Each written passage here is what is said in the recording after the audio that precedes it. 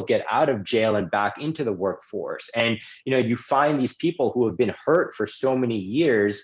And then, obviously being a minority male myself, and someone who's in the industry, being able to make that personal connection with them and help these people feel safe, and then help like a legislation pass that allows legalization to happen in that state, but one that's focused on social justice and equity programs. Dude, that, I got to be honest, man, those are some of the proudest moments of my professional career. And I've like teared up in those meetings and stuff, and it was just like, shit, like I'm so glad I'm not an investment banker anymore working on Wall Street, because it was like I never got to do cool stuff like this, like actual like really like work that I'm proud of. Yeah, it's something that it's not like a transaction that was made or a house that was bought or sold, like, through real estate. You're actually making a difference in the world that in that given moment. And that should be like a rewarding, like it's on the inside or, and on the outside, but that's awesome that you're, able to use your platform and your knowledge to kind of help shift the paradigm. And I guess New Jersey, right? For Corey book. Yeah. New Jersey. And then, yeah. So that's the fucking answer. I love that one. Yeah, fuck Bali. Yeah.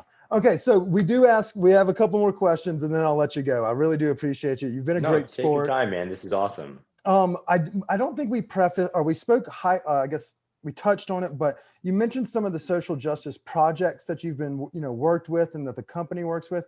Can you give us some names so that if somebody likes the cause, they want to read more into them, how can someone else get involved in some of the programs that you are aligned with or ones that you vouch for? Give us a couple name drops that we could use for that so that our listeners can gain something good out of that too.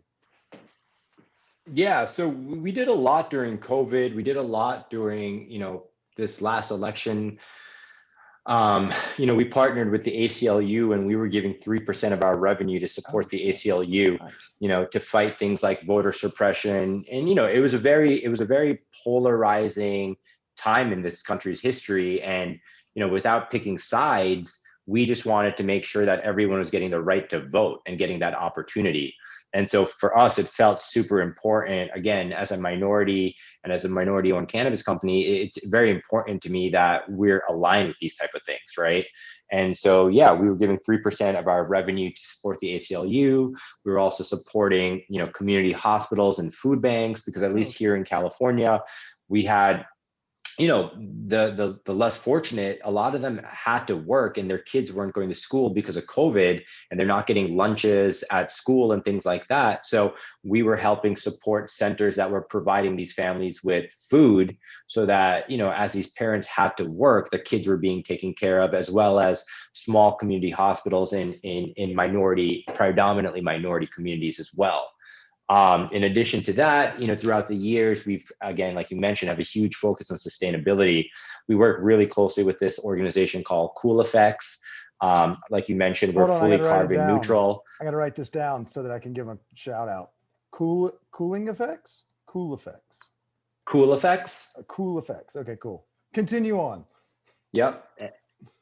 And, we've supported, anti-deforestation projects in Brazil. We've done tree planting projects around the world in like India and China. Most recently, we provided cook stoves to like small villages in Honduras. And in that example, it's really interesting. We were basically helping to fund these communities to get special stoves that would use less wood and create more efficient like heating. That way there was less CO2 being released into the environment. And it's simple stuff like that, but it's just, again, using the profits we're able to generate from our cannabis businesses to make a social justice and social impact, not just in our immediate community, but around the world, because at some level or the other, we're all kind of connected, right?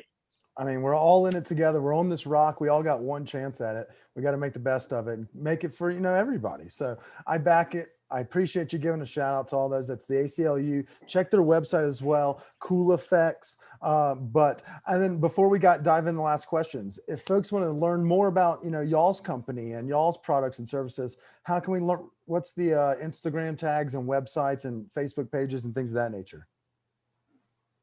Yeah, they should check out Satya Capital, SATYA Capital. Website is satyacap.com. as well as a goldenstate.com, and the IG there is at a golden state. Okay, bada bing, bada bing. So y'all check that out. This has been a fantastic episode. I appreciate you joining me, Nishant. But we ask these questions every week. This is not the Disney questions. These are pretty straight run of the mill.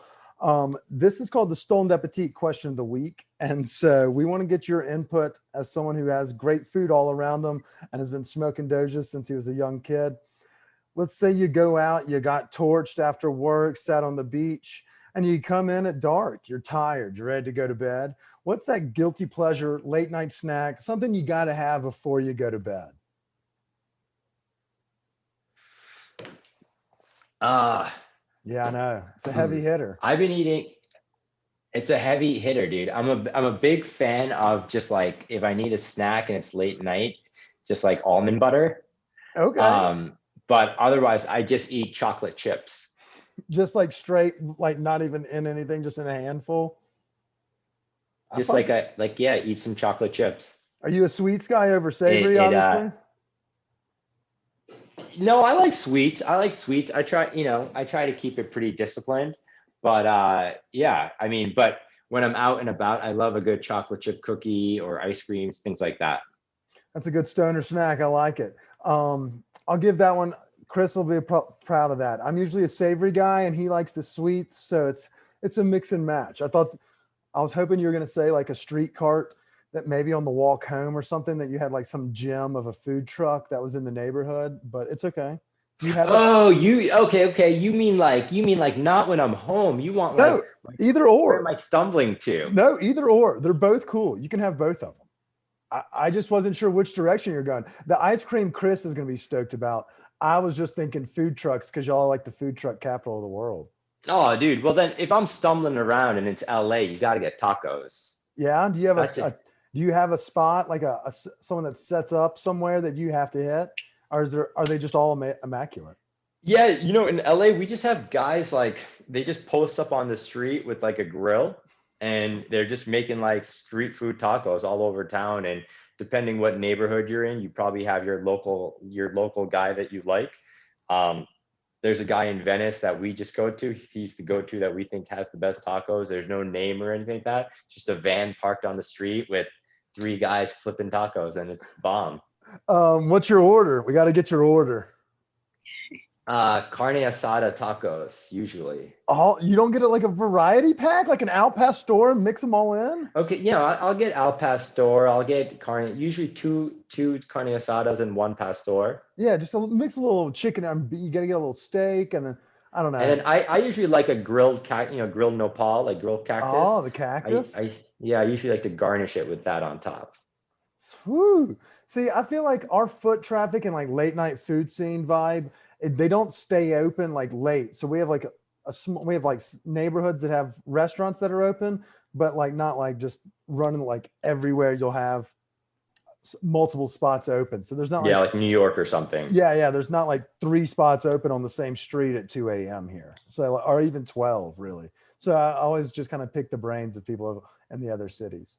All right. So this is our last question of the night. You've been a hell of a sport. It's been a great interview. Sorry if I got all fired up. I get excited and I yell a lot. But this last question's calm and collected. It's called The Last Supper. You get to have 3 people, dead or alive, but they cannot be friends or family, which is going to eliminate a lot of really big name stoners, it sounds like. But you got to have them over for dinner and then tell us what's for dinner. And are they all coming together? Yes, they're all coming together. So if you have like, I don't know, you'll have to give me your 3. I'm not going to give you any brainstorming ideas. 3 people you'd like to have dinner with, dead or alive, but they cannot be friends or family before you die. Steve Jobs. Okay. I'd say Steve Jobs. I'd say Barack Obama. And I'd probably say Bill Gates. Okay. And I'd say for dinner, I personally am a sushi guy. So I would probably say sushi, but I also really like Mediterranean food.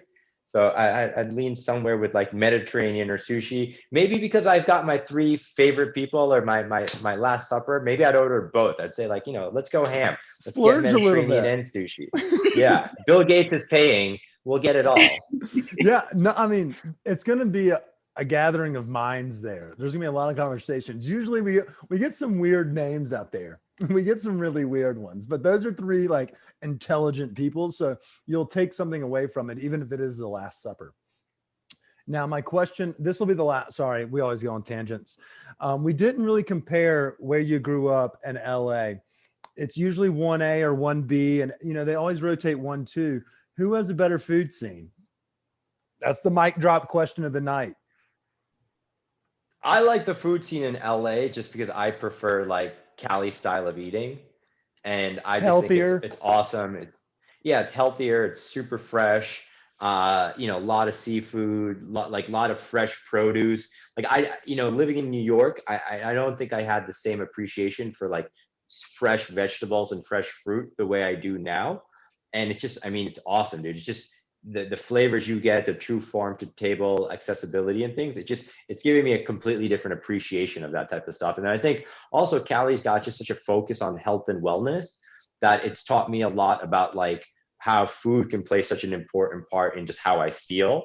And if I eat certain things, I can just feel better, like all be healthier, whatever.